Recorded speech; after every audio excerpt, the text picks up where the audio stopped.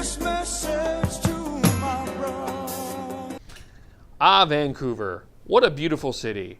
Beautiful views, great sunsets, nice walks, delicious food, fun nightlife, and of course, beautiful people. It's a place that many would love to live, and 2.4 million people in Metro Vancouver do. But there are issues. For example, housing, like rent. As of the beginning of September, there were over 5,000 UBC students on a waiting list for on-campus housing. That's just UBC. That's not even factoring all the major post-secondary students in the area. So I'll let you do the math for that. Considering buying a house, there's not a single day where the news does not have a story about housing. Remember this house? Back in February, this house was sold in Point Grey was sold for $2.1 million. The cost of living here is impacting the cost of everything else. Food, transportation, fun, whatever. Which leads us to this question. Do you agree or disagree that Vancouver is an affordable place to live? Well, we will be taking it to the streets to find out. Housing is a little pricier than in Alberta, at least. Okay. Did you come here to purchase a house or to rent? No, just to rent. Rent. Was it easy for you to find rent? Not really. Like that's what I mean. Like it was a bit more expensive than I'm used to for like a one bedroom. Okay. In the range, is it in the 4 digits or is it in the 3 digits? 4 digits. 4 digits. Do you think Vancouver is affordable? It depends who you are. Okay. In your personal circumstances, are you finding it livable here? Yes, but I'm lucky. Yeah, I have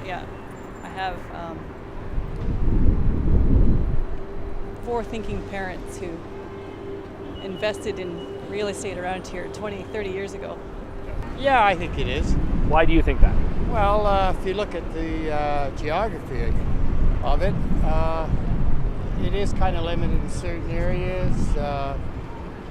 We have a process through governments and real estate that might be a little slow. But if you look at the other cities, it's kind of the same way. Not really. Compared to other Canadian cities, even Toronto, Vancouver's pretty stiff. But if you can find a nice place that's affordable, but on the whole, I would say not really. And there's no way anybody's going to tell you that the government's going to help out or anything like that because it's right out of their league. This is it's just our city. It goes beyond Canada, North America. It's all over. So that's the way it is. And in this day and age right now, please let us not forget the dollar's down. So why would you not want to invest? And secondly, look at what the interest rates are these days. So there's ample of money. So if someone was to move here to Vancouver, what advice would you give them?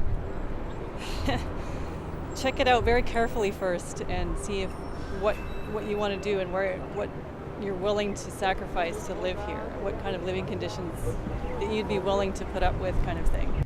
I think it really comes down to the sort of what kind of work can you do here, what kind of job are you going to be taking on. I work in tech, so certainly we do pay out sort of a higher than average salary, and if you're doing that, certainly there's still opportunities for you to find housing that is sort of commensurate with your with what you make. But a lot of other folks coming here,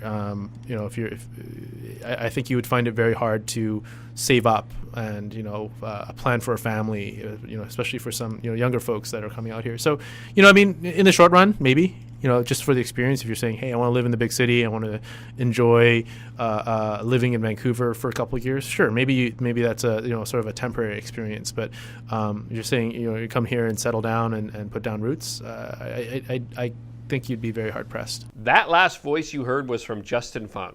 He represents a group called HALT, Housing Action for Local Taxpayers. They are a nonpartisan community group demanding government action for this real estate affordability issue.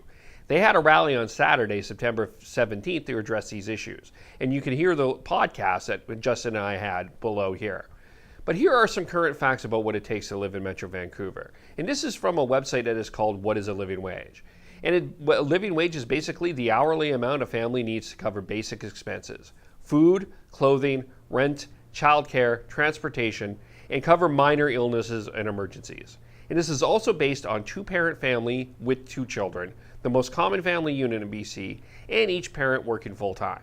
That current wage right now in Metro Vancouver to survive is $20.64 an hour. Now keep in mind, a living wage does not cover additional expenses such as debt, savings, and major emergencies. But what do you think? Do you agree or disagree that Vancouver is an affordable place to live? You can follow me on Twitter at KEVOLE, add me as a friend on Facebook, or agree to like and subscribe to this video. Thank you very much for watching.